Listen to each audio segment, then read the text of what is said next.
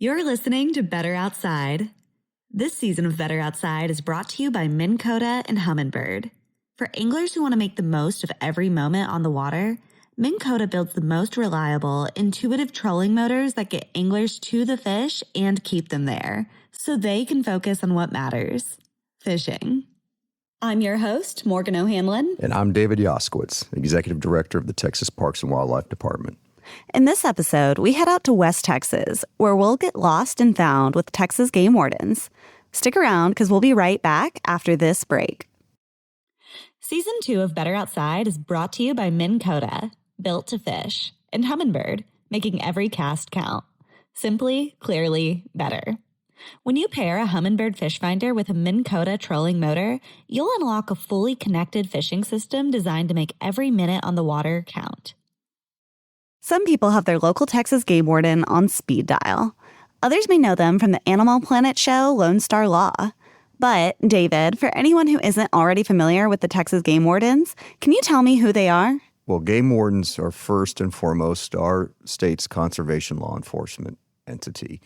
They are charged with protecting and conserving the state's natural resources, our public trust resources, which we all enjoy. Whether we're hunting or fishing, we're going outdoors to birdwatch, or we're getting on the waters to do a day's worth of canoeing or kayaking. They're there for our safety. They're there to protect our natural resources. Secondly, they're state police. They are available as needed and called upon to do a number of different things outside of conserving our natural resources and protecting our natural resources.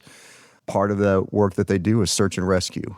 And when the time comes and they're called up, they're there usually first on the scene.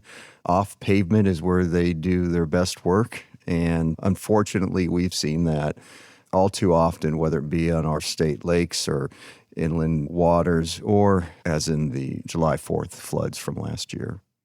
Well, in that first aspect of their job, I've gotten the pleasure of getting to see game wardens in action all across the state, working our state waterways, patrolling for any sorts of animal infractions, things along those lines. But the second aspect of their job, the search and rescue aspect, is something I just recently got to experience in January when we were out in Big Bend Ranch State Park looking for a lost hiker, so to speak. Now, they weren't actually missing. This was a volunteer who ventured out into the desert. Yeah, thankfully, nothing about this was real, except for the striking abilities of our game wardens and state park police who were out there on the desert, and that's where I'm taking you today. We're going to go out there and watch them in action and see what this process of search and rescue operation is all about. Well, Morgan, let's do it. Let's go outside. Let's do it.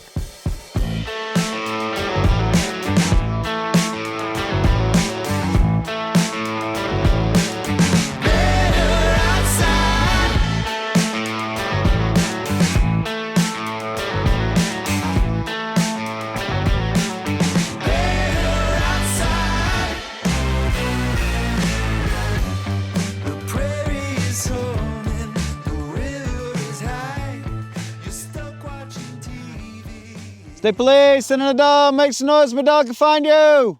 Earlier this year, I went out to West Texas to help game wardens search the desert for a lost hiker.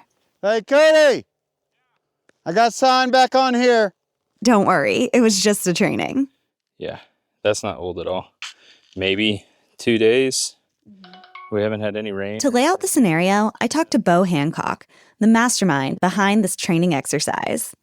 I'm Bo Hancock. I'm a Texas Game Warden captain out of the Big Bend area in Texas. My district encompasses 4 counties that are in the top 10 geographically in the state of Texas. It's about 17,000 square miles of coverage. Historically, we average 3 to 4 search and rescues a year, primarily out of Big Bend Ranch State Park. It's 318,000 acres. You can fit every state park in the state of Texas within it. So it's a lot of country. It's nasty country. Busy. Search. Man, I have zero use for these trees. Out in the field, game wardens have to contend with sharp cactus and spiny bramble. That thing just got me right in the lip. So we're preparing this week to conduct a search and rescue training exercise. The intent behind this is putting a real lost person into play and in some way, shape, or form being able to control that aspect in terms of safety. The results from this could save somebody's life. This is the second time Bo has organized a training like this, and it's on a larger scale than the first. This time around, I spent a year looking for the right person to do it. It takes a volunteer. The reality is somebody wants to go spend a night camping and to play hide and seek and get found. But what my ask was 4 or 5 nights by yourself, self-sustaining. I instantly thought of Terri. That's Terri Wade. She, her husband, Casey, and their children live in Marfa. Terri and her husband and her family, they've been friends of ours, for 10 years out here. So I know her experience. Terri's in her 40s. She's a very capable hiker. I know she goes backpacking. She's done a lot of through hiking. My wife and daughters have gone with her and other ladies on trips where they hike in all their water for 3 or 4 days. So I knew she was capable. Here's Terri. I'm Terri Wade. I have been hiking my whole life. Probably something I learned to love from my dad. I'm from Washington State, so hiked at Mount Rainier and on the coast. I've hiked down at Big Bend. Together, Bo and Terri hatched a plan based off the book Lost Person Behavior. It serves as a textbook for search and rescue professionals and is based off real and possible scenarios. Different geography, different age groups, different experience, different weather determines based off those instances what a lost person is likely to do. When we're dividing and devising our game plan, we're taking what we know about a person and all the information that we have, and we're coming up with a plan based off of that. Who are they? What have they done? What would they normally do? Someone who is elderly, might not go as far. Someone who is sick and inexperienced might not go as far or stay on trail. Someone with Terri's experience is more likely than not to stay on trail or be drawn to attractive, geography, like something that's worth exploring. I didn't want her to create a character that I didn't know, and then for us to then base our search off of, what I do know about her. So we'd be searching over here thinking, well, Terri would do this, and then she's climbing mountains. That's out of character for her. So I told her, study this book. Think about what you would actually do.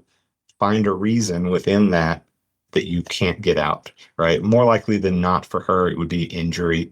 Maybe she got sick. Maybe she got dehydrated, fell victim to the elements. Here's what Terri came up with. So yeah, Bo gave me the book just to kind of try to identify with maybe someone.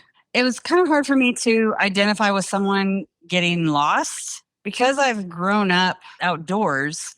I've never been lost outdoors. And so I chose to identify with someone who got injured and just couldn't get out. Basically, just a woman who went out for a hike and, I don't know, broke her leg or something and just was so seriously injured that she couldn't get out.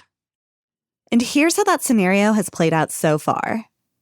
The initial call came in on Monday. So Terri and her husband had been camping in Big Bend. They were there Saturday night together. They had brought 2 vehicles. On Sunday morning, Terri decided she wanted to stay and do some more exploring and spend one more night there at the campsite.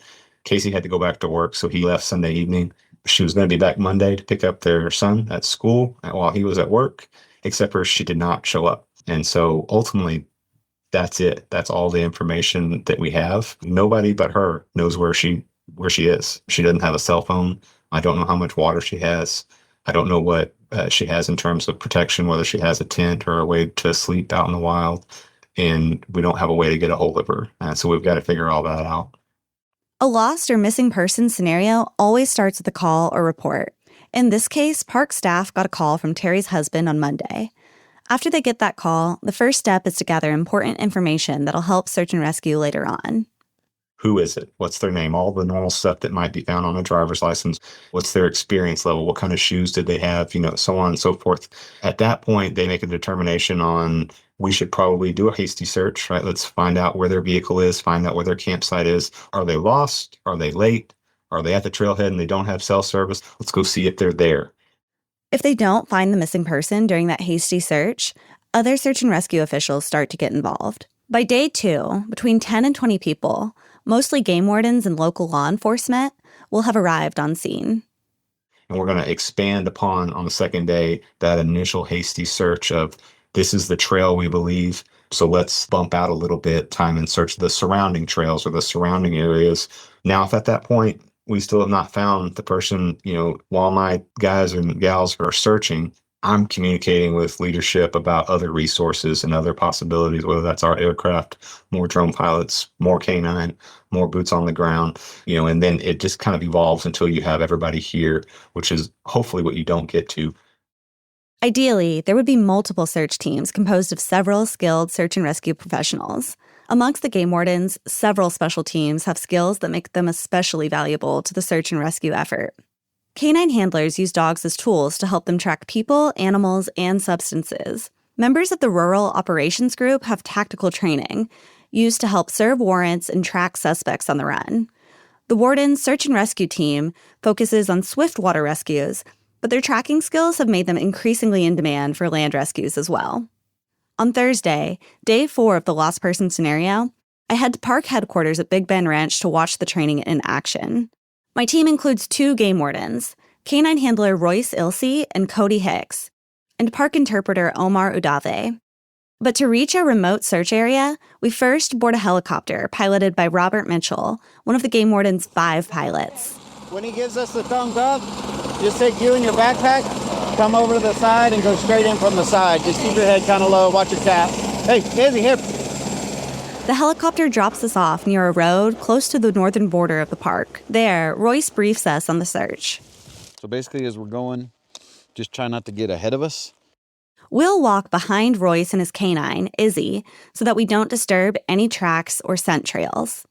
Really just as good for us to stay kind of down in the creek along the edges together and let her push out in front. If you see something like, hey, I think we need to go search this, let's go search it together. Questions, concerns, all good?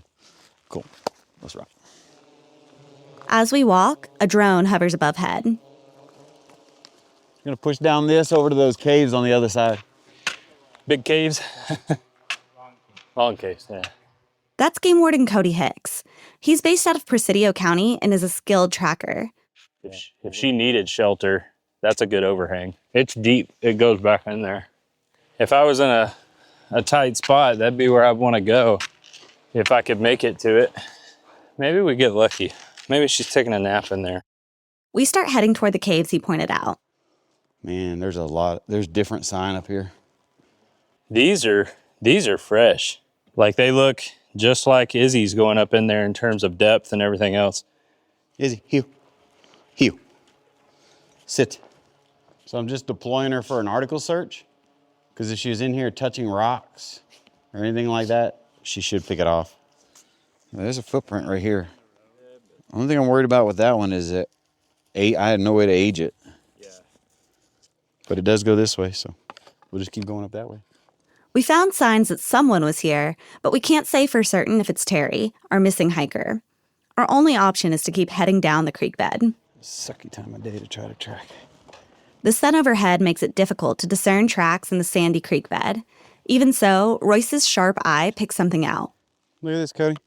I've been seeing nothing but animal sign. Can't tell if that's 2 animals or a heel. It looks like a heel. Looks like a heel. Hey, Morgan, step next to that, will you?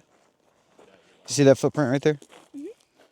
Try to drop the edge of your heel on the front of that line, right next to that one. Like here?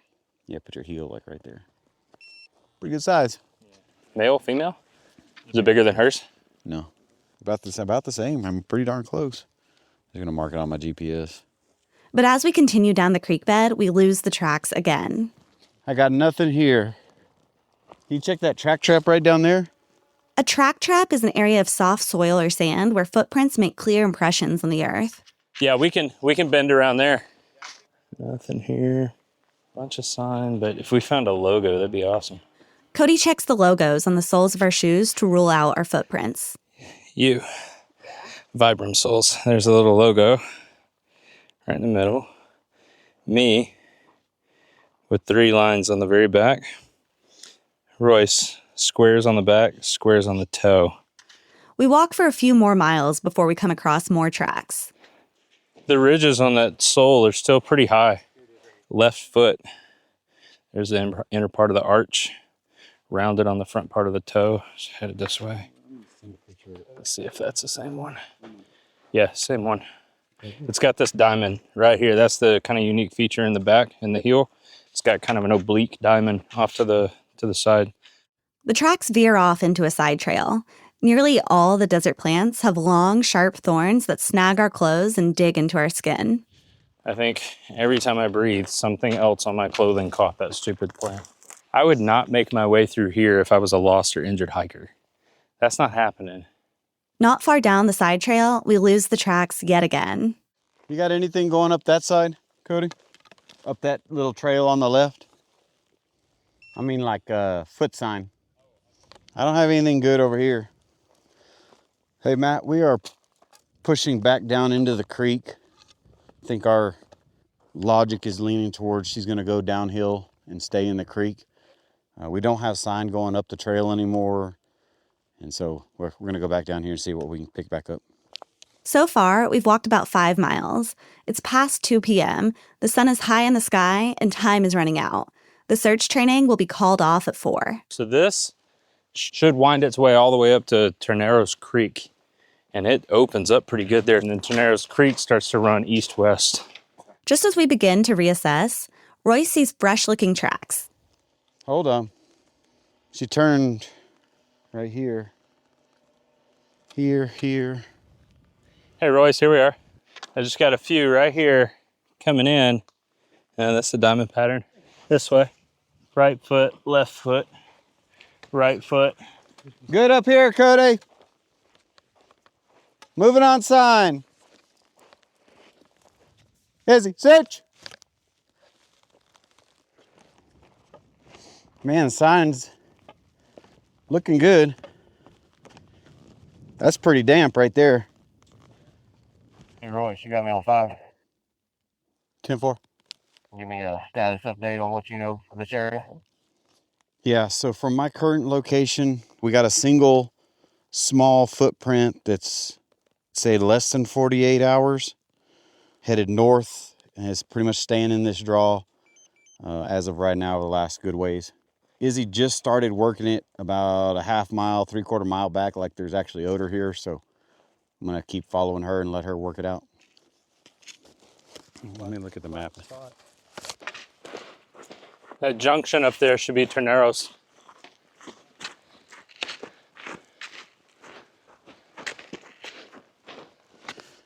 Still got the print up here. Track it up. Good girl. Track. Izzy, track it up. Izzy starts to pick up speed, and she's searching more intensely than before. Oh. Hey, look at here. Royce can tell she's onto something. Yeah, she caught it over there and then came straight over here. Now she's just trying to figure out how to get up to it. So she picked up speed when she went across and... Oh, there's another creek going up there. Keep going around this bend. There's 2 trees on the left and then there's like a little creek cut out going up there. Maybe that's where it's at. Hey, Matt, you copy? Yeah. Izzy's really starting to work the track, so maybe it's getting fresher. Also a water source probably coming up on you about now on your left. Yeah. Hey, drone, get to me if you can. Poacher 1, come to my location. Search it up. Hey, Poacher, we're looking for you. Izzy's running now, and we're jogging to keep up. Finally, we see a woman standing under cottonwood trees in the creek bed. She's at him. She's at her. Need priority instruction. We've got tally on lost victim. They're going to be just up the creek bed around the bend from you underneath the trees. She's up there barking at her. Good girl, search!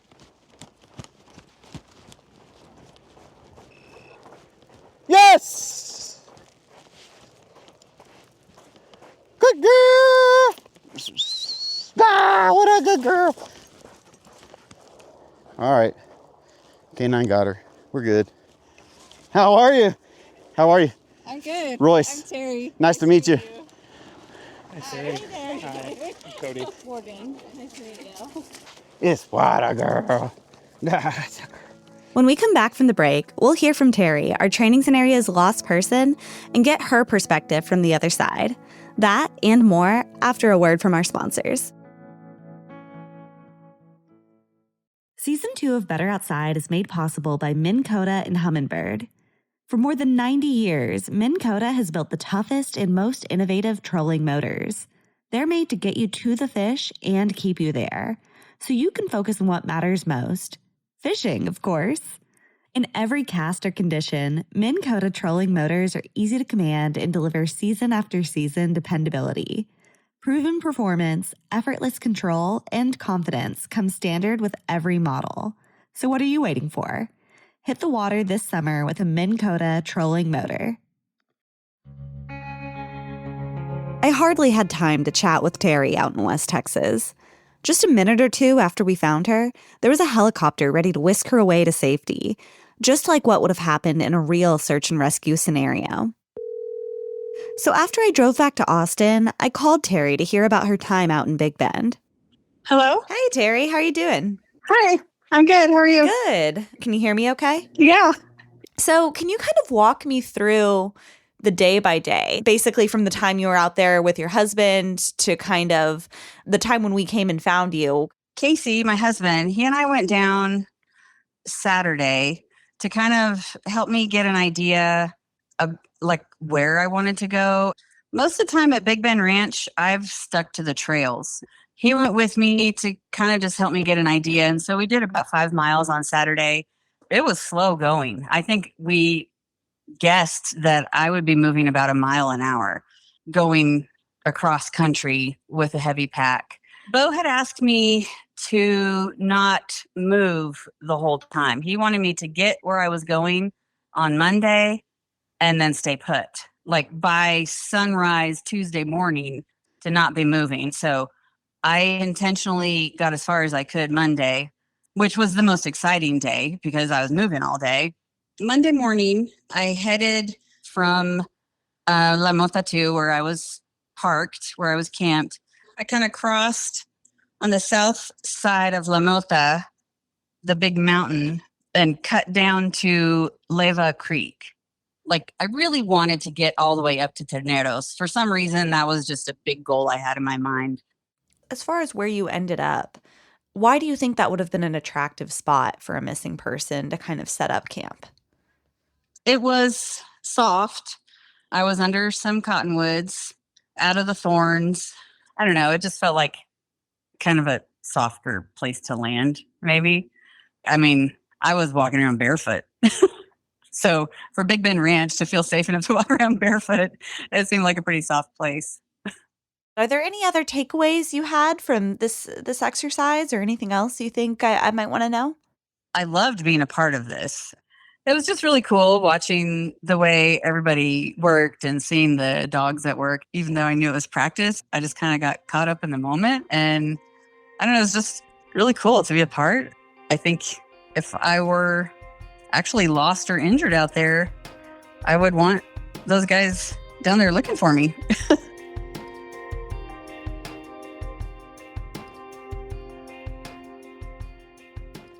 David, have you ever been lost in the swamp, the woods, or the desert? Not of my own free will. As a young Boy Scout, we were purposely lost and charged with trying to find our way back. And luckily that was successful.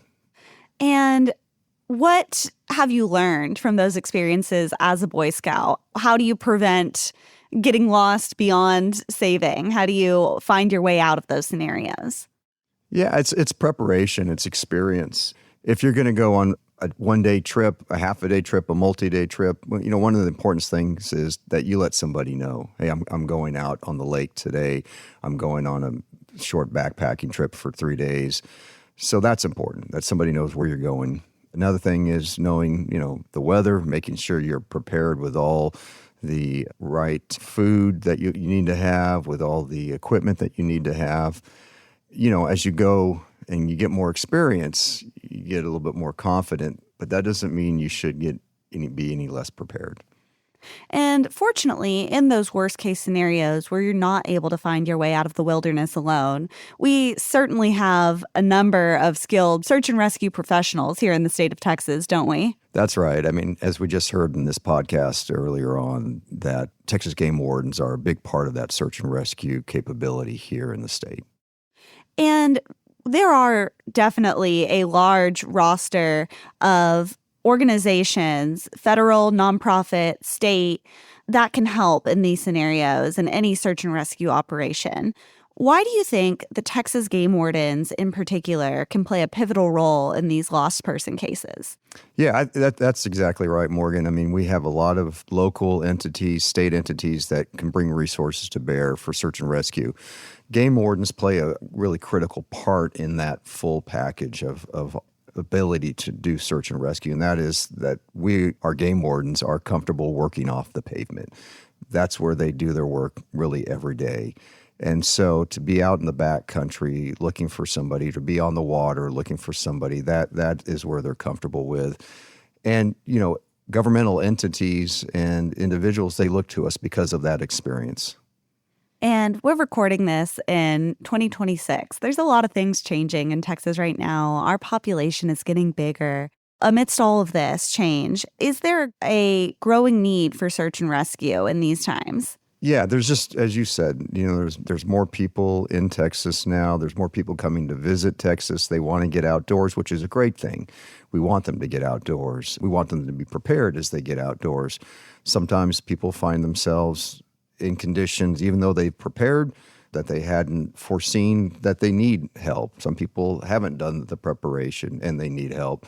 And our Texas Game Wardens, along with local city, county, and other state entities, are there to be the search and rescue that sometimes happens.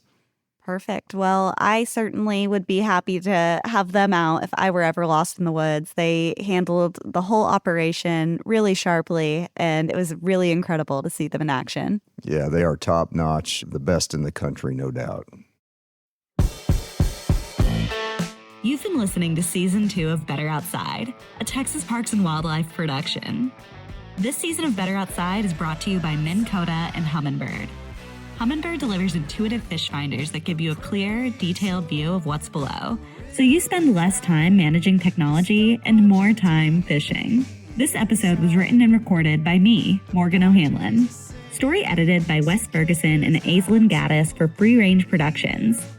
Audio production and sound design by Austin Sisler at Eastside Studios in Austin, Texas. Our theme song was written and recorded by Walker Lukens and Grant Eppley. Artwork for the show is by Aaron Zachary.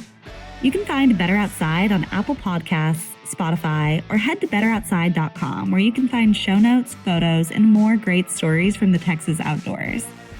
If you like Better Outside, you can find more work by me and other outdoors writers at tpwmagazine.com. That's TexasPolecatWaco.com. And you can support us by subscribing to the magazine for only $2 a month. You can also tune in to our television series, Texas Parks and Wildlife. Check your local listings or watch anytime at PBS Online or on the Texas Parks and Wildlife YouTube channel. That's all for this episode. See y'all next time, and thanks for joining us outside.